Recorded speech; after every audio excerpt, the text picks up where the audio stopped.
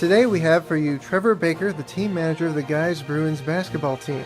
You may have seen him at the games on campus holding the whiteboard of play-by-play setup. He has his own fan base for home games as well and enjoys the prison ministry he performs on Sundays. So Trevor, why don't you tell our audience where you're from, your major, and some of the hobbies that you've had? As you mentioned before, I'm the Bruins team manager. I'm from Detroit, Michigan. I am majoring in Bible, actually. That's just a heart of mine. I do want to be in ministry, heart for ministry. A lot of my hobbies do involve sports, so I love playing pretty much anything. I thoroughly enjoy just sitting down and reading. That's a big hobby of mine. And then also I do enjoy just fellowship with friends, and that's just game time, all that business. That's a true joy to me. So. Okay, so then Trevor, how many years have you studied the art of basketball? I was raised on basketball. When we had an option to watch something on TV, it was sports. And I've watched basketball as a kid, started in 5th grade. So if you want to go by years, seriously playing and studying for 8 years now. Okay. So was there any slam dunk reason that led you to come and help lead the Guy Bruins basketball team? My decision to come to Bob Jones was a quick one because a lot of my other college options fell through. While looking for a job, coaching contacted me through a friend, offered me this position, and the Lord just led me to believe that this is where He wanted me. He showed different avenues of how He was going to make that happen. He made it happen, and I felt like since I can't play at the level of intercollegiate sports, I would love to be involved with it in some way. So now just transitioning to the team manager role. So how exactly does the dynamic work between you and Coach Ring and the players? They call me team manager. I think it'd be better understood as team mom. This just incorporates a lot of, I could be doing anything from their laundry, although I do have a laundry guy who's been very consistent and works hard. I could be doing their laundry, and then I could be all the way to, hey, are you guys eating the right stuff? You probably should eat 12 chocolate bars before your game. And then it could be anywhere from I need to get these stats for Coach Ring or get this video. It encompasses the whole game, really, because on court, I'm, getting them water and I'm grabbing his clipboard. I'm writing down stats all at the same time. But then off the court, I'm trying to take care of these boys, make sure, they're well taken care of and that they are, they're treated well and that they're prepared for their games. And so it's like being a mom for these guys. And I do love it. And it's been a blessing. It's also been a challenge. Okay. So what are some of the perks of being team manager? What do you look forward to as, a part of your job? There's nothing quite like walking on that court for a home game. After all the hard practices before leading up to that first home game, there's just something about walking out that you said, this makes it all worth it. Just for a love for the game, a love for those guys, and just how much effort you put into it, you definitely get back. You reap what you sow, and that's been a joy. And that's what keeps me at that job is being on that home court, watching our fans just cheer us on. So what do you most hope that the players get out of the Bruins sports experience? Ultimately, I want them to be good basketball players, but what's really important is that they become good Christian men. There's no point in playing the game if you can't play with integrity. If you come here, you're all about yourself, you're all about ball, and that you come out and that's all you're thinking, we failed. But if you come out of it, that Christ is the center of your life, that you are striving to live Christ every day, you're a man of integrity, a man of honor, and you also learn how to play the game, then we've done something, we've accomplished something. And we're a Christian school, but ultimately, even if I had a secular basketball team, if I had Christians on there, it'd be become better men, not better players. What are some words that you as team manager never want to hear from your players? There's some sentences that automatically come to mind where I just want to have fun. My life is basketball. It's all about winning. And those statements, you're like, well, nothing inherently bad about those. That comes from a self-centered view. Like, I want you guys to want to win. I want you guys to love basketball. I have a passion. I want you to have fun. But that's the main goal. That's where we fall short. That's where it's like, yes, I want you to win. I want you to do well. But I want to also keep that testimony. I want us, if we're blowing out a team by 30 or being blown out by 30, we keep that testimony instead of saying it's all about me. So then what is your favorite general playing strategy? Do you prefer your team to play zone defense, man-to-man, full court press, what? Our man-to-man defense. When everyone's digging and rotating, they're doing what they're supposed to do, and they're trusting each other, it's a beautiful sight. Because zones, they're fun, they're okay, they work for Syracuse, not for the Bruins. The Bruins are man-to-man defense, and when they're on the same page and they're running on all cylinders, it's beautiful. It's like a fine-tuned car. You see some great basketball coming out of those boys. Now, do you think that getting Brody the Bruin out there to make the guys hustle would improve their game? It would depend on what he would be doing. I think Brody's great, and he's energetic and exciting, and I think he'd definitely pump up our team. Just as long as he doesn't get in the way of the court, we'll be great.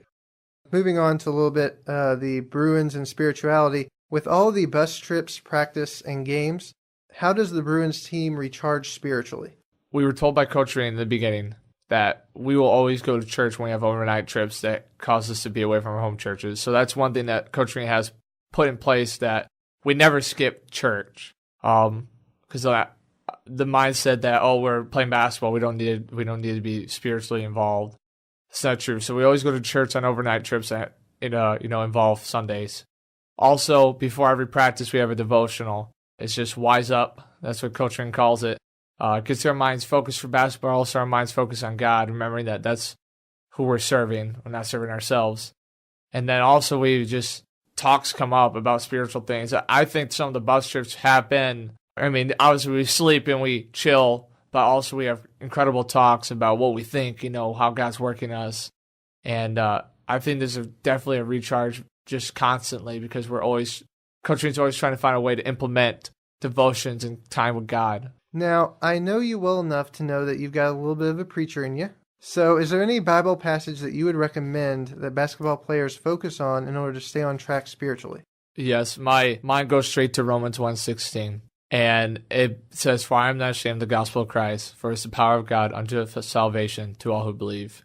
I think for the guys there, focus on that first part.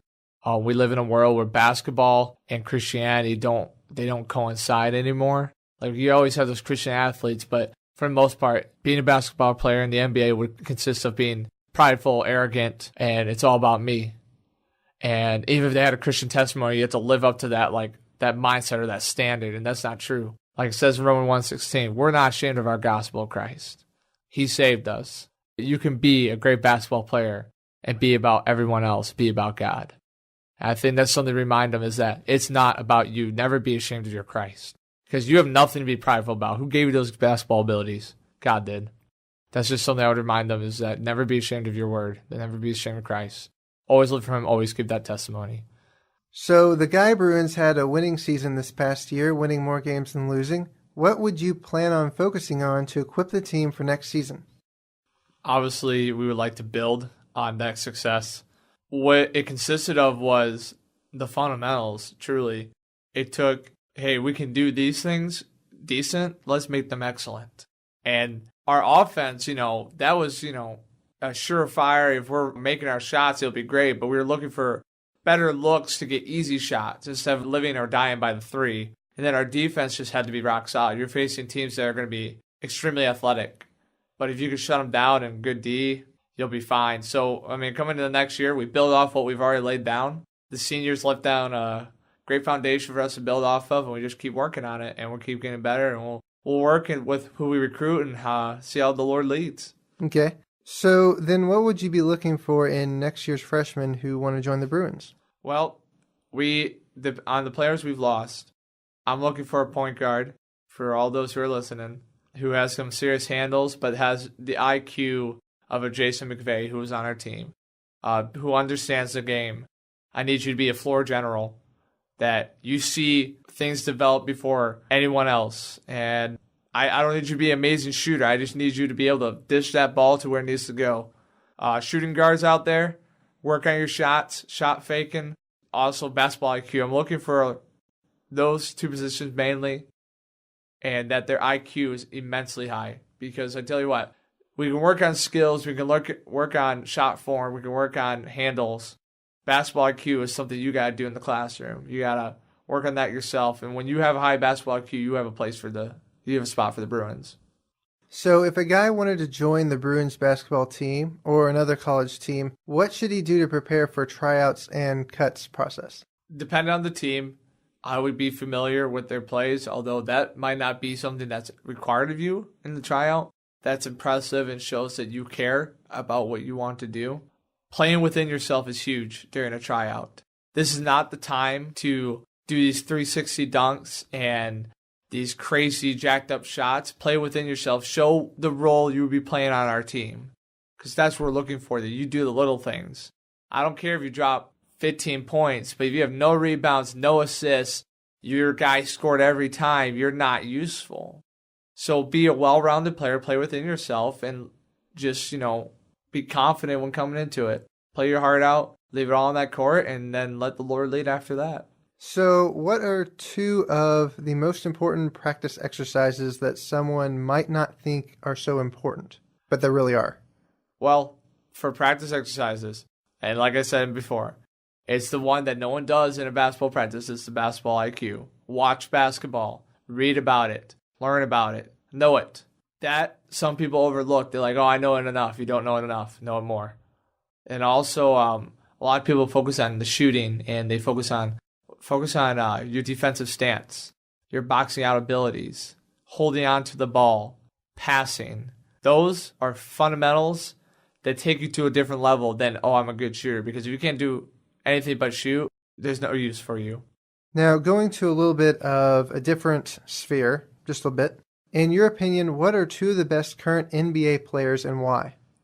When I look at the NBA, you cannot not mention LeBron James. He is a freak of nature. Someone who weighs that much, moving that fast is incredible. He's been gifted with incredible athleticism. But he also, his mind, how he plays the game, you can see a difference from when he started in the Cleveland Cavaliers and it was a one-man show to now it's a team who looks like they might be able to three-peat this year. He's come a long way. He's developing as a player, and I think there's still more to him that we haven't seen yet. And in my opinion, he is the best in the NBA. And then we look actually at, the two you usually name is LeBron and then Kevin Durant. Young kid, up and coming, incredible scorer. He scores almost 40 points a game. He's developing. He's young. He's like 23. So he's going to be one of the greats. And I'm looking forward to see what he does in the next couple of years. Hopefully they can give him a team that can give him a championship. So in closing, after college, Trevor, what sports job could you see yourself enjoying doing? There's a couple of jobs that come automatically to mind if the Lord would bless me that way. I would love to be in sports analysis. I do love the statistics of sports, studying it. I would also love to be in sports announcement. ESPN, shout out to you if you're looking for someone, I'm here. But I would love to be an assistant coach or a coach if that's where the Lord would lead also. I'm pretty willing on most spectrums of sports, but I would love for it to be in the game of basketball because that's what I truly love. That's what I know. We'll just see how the Lord leads, but if I had to choose, it'd be those three. So, well, thanks, Trevor, for shooting a few hoops for us on this All-Star broadcast, and best of wishes for the rest of the semester and next season. Thank you, Zach.